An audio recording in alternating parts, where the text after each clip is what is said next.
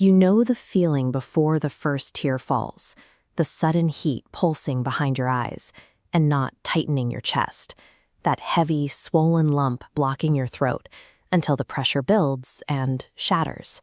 Your nervous system has initiated a high-stakes active defense. Underneath the skin, your body is mobilizing to manage a surge of internal data.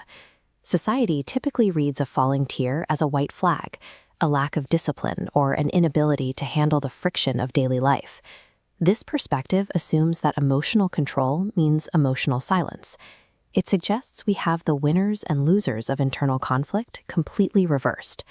This response signals the deployment of a highly evolved biological defense, triggered precisely to prevent a total mental collapse. Some people operate with an exceptionally sensitive emotional radar. They detect the subtle shifts in a room, the hidden micro-expressions, and the unspoken tension that others simply miss.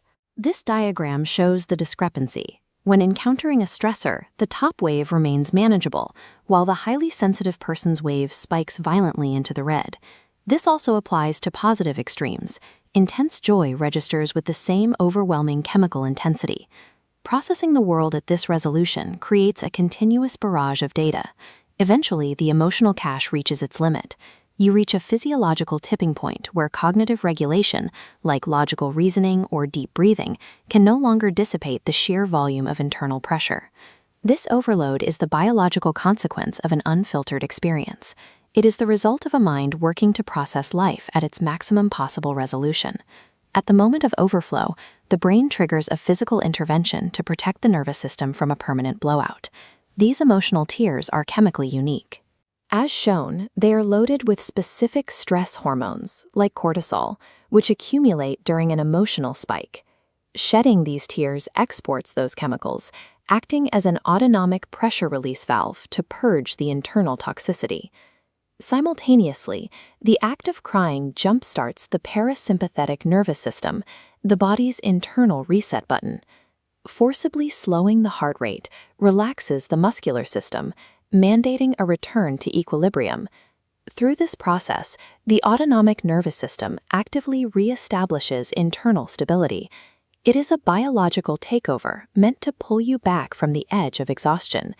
These tears are a specialized tool for navigating the emotional battlefield, ensuring the mind can reset and recover. Following a cry, the body enters a state of distinct mental clarity and heavy calm.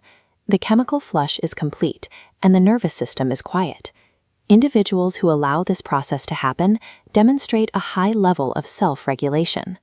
By recognizing the body's need for this reset, rather than fighting it, they show a sophisticated awareness of their own internal limits. This immediate response indicates a person is confronting and integrating their emotions as they happen, preventing the long-term buildup of unresolved stress. In contrast, a society that prioritizes the suppression of these signals often suffers from chronic stress and emotional burnout. Ignoring the biological pressure release valve leads to lasting psychological strain. The ability to feel deeply and respond authentically is a rare psychological asset. It allows for a more nuanced and honest interaction with the world.